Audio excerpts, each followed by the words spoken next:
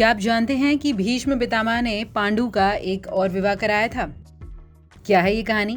आइए जानते हैं वैदिक टीवी की स्टोरी में। राधे राधे, मैं हूं मेघा।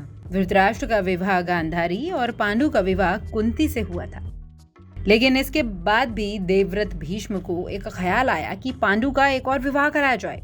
पांडु के दूसरे विवाह के बारे में निश्चय करने के बाद भीष्म मंत्री, ब्राह्मणों, ऋषि मुनि और चतुरंगिनी सेना को लेकर मद्रराज की राजधानी पहुंचे और महाराज शल्य के सामने पांडु के विवाह का प्रस्ताव रख दिया। शल्य ने प्रसन्नचित्त होकर अपनी बहन माद्री उन्हें सौंप दी। पांडु के साथ माद्री का विवाह हो गया और दोनों पत्नियों के साथ खुशी खुशी रहने लगे। कुछ समय बीतने पर राजा पांडु ने ठाना कि पृथ्वी पर जीत हासिल करी जाए। उन्होंने अपना प्रस्ताव भीष्म के सामने रखा और उनसे अनुमति लेने के बाद वो गुरुजन, बड़े भाई धृतराष्ट्र और कुरुवंशियों को प्रणाम करके उनकी आज्ञा लेने पहुंचे। फिर उन्होंने अपनी यात्रा शुरू कर दी। पांडु ने अपनी चतुरंगिनी सेना के साथ सबसे पहले दशाण नरेश पर चढ़ाई करी और युद्ध में जीत लिया। इसके बाद प्रसिद्ध मगध राज को अपने राजगृह में मिला लिया। वहां से बहुत सारा खजाना और वाहन लेकर विदेह राज्य पर हमला बोल दिया।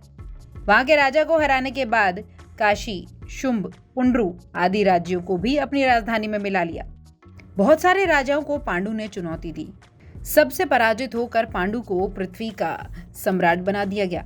इन राजाओं ने मणि, माणिक्य, मुक्ता, प्रवाल, सोना, चांदी, गाय, घोड़े, रथ सब कुछ पांडु को भेंट कर दिया।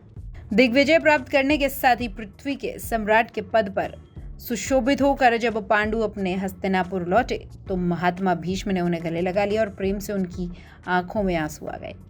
पांडु ने सारा धन भीष्म पितामह और अपनी दादी सत्यवती को दे दिया। भीष्म ने सुना कि राजा देवक के यहाँ एक सुंदर युवती दासी पुत्री है। उन्होंने उसे मांग कर विदुर जी का विवाह करा दिया। उनके गर्भ से विदुर के समान ही कई गुणवान पुत्र उत्पन्न हुए। तो इस तरह से भीष्म पितामह ने पांडु का दूसरा विवाह कराया था। ऐसी ही माइथोलॉजिकल स्टोरीज जानने के लिए आपको वैदिक टीवी को सब्सक्राइब करना है। ये कहानी अगर आप पहले से जानते थे हमें कमेंट सेक्शन में ज़रूर बताएं। राधे राधे।